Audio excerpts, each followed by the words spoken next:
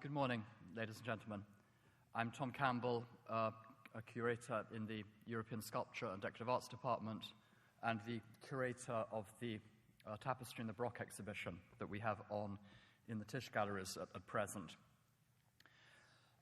As many of you will realize, this is a sequel to the Tapestry in the Renaissance exhibition that we mounted in 2002. That exhibition had two main themes. The first was that we wanted to demonstrate the central role that tapestry played in the art and spectacle and propaganda of the great European courts during the late medieval and Renaissance periods. We had tapestries from the collections of Charles V, Francis I, Henry VIII, demonstrating the scale and the splendor of these woven frescoes.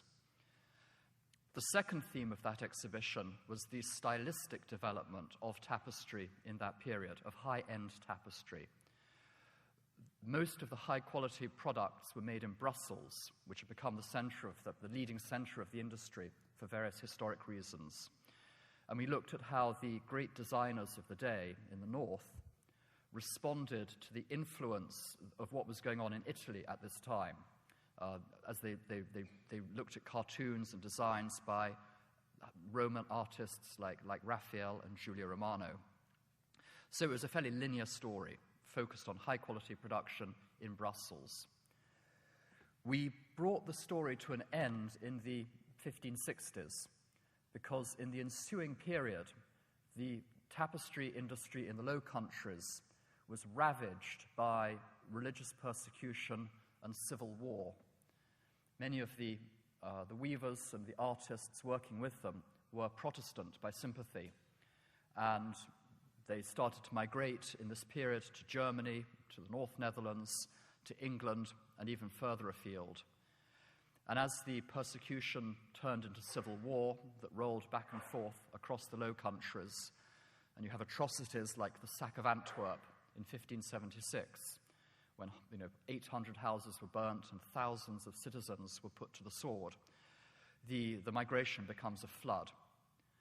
And what happened was that as the weavers left, of course, they took with them their skills, and so they either strengthened existing workshops elsewhere or they created new ones. And so in the ensuing period, we get the story of a parallel development of competing workshops. And that is the main theme of this exhibition, the Tapestry and the Baroque exhibition. We cover a period from about 1575, 1580, through to 1720, so about 150 years. And we jump around looking at a number of different centers. We've brought 44 tapestries in from around the world. Almost every piece was made for a king or for a pope, and the show is very much focused on high-end production, the very artistic end. And in our 20 minutes, I'm just going to give a very rapid overview of the main narrative thread of the show. The first gallery features tapestries made by Flemish weavers who had gone to some of these new centers. And the grand entrance is a throne canopy made for the Danish king, Frederick II, in the mid-1580s by Flemish weavers who he had persuaded to go to Denmark and had set up a workshop at Helsingør. They made various tapestries for him, but the centerpiece of the grandest set for the audience hall was this throne canopy, which features the coat of arms of the king and queen, flanked by allegorical figures, in a wonderful sort of late Mannerist grotesque design that provides a perfect setting for decorative and symbolic elements. It's in absolutely magnificent condition because it was looted from the Danish crown by the Swedes during the mid-17th century and has therefore been used much less than it might otherwise have been. And it's now in the National Museum in Stockholm, and we've been told will not be lent again after this exhibition. Other tapestries in this room come from a manufactory set up in Delft by an entrepreneur who had formerly been in Antwerp, a man called Frans Spearing. This is a tapestry shown about life-size, actually, that the Metropolitan purchased in 2004. And it typifies the sort of complex narrative tapestries that Spearing enjoyed great success producing for the Protestant courts, the courtiers of Queen Elizabeth and courtiers in Denmark and in Sweden.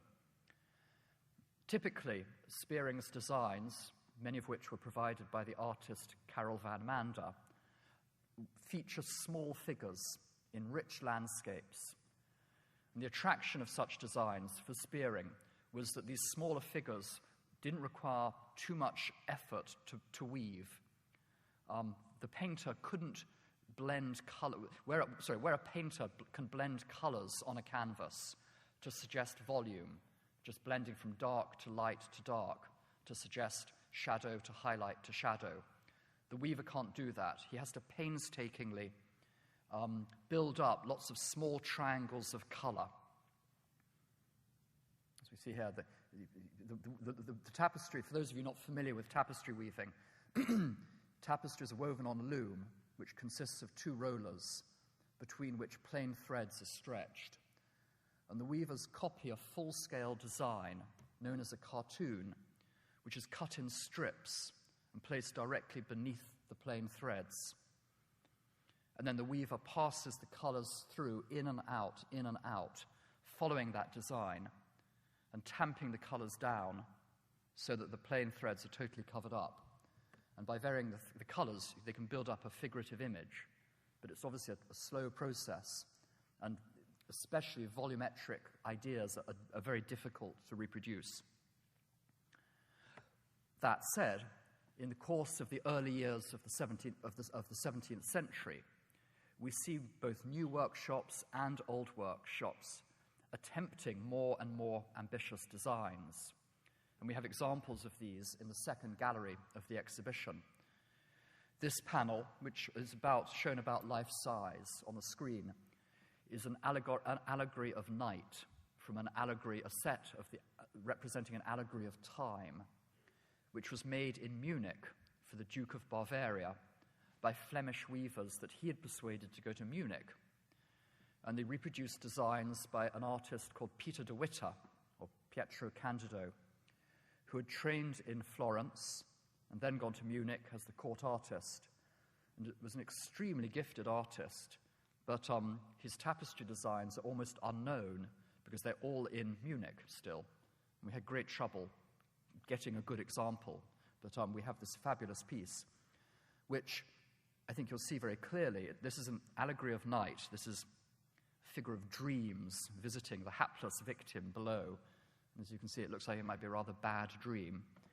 The light source are the flares that rise from her forehead and her fingers. And of course, it very much reflects the influence of Caravaggism in painting at this time. Back in Brussels, the Brussels workshops were recovering in this period after the Civil War, to some extent reproducing old designs. But in the late 1610s, we start seeing new designs coming in, and some of the most dramatic of these were produced by Peter Paul Rubens, who, in a set known as the story of Decius Mus, celebrating a classical hero who sacrificed himself in war in order to achieve the victory of his army, as according to a premonition he had had. Rubens painted the cartoons for this series in oil on canvas, rather than watercolor on paper, which was the traditional medium. And he was thus forcing the weavers to really take on the challenge of quite painterly effects.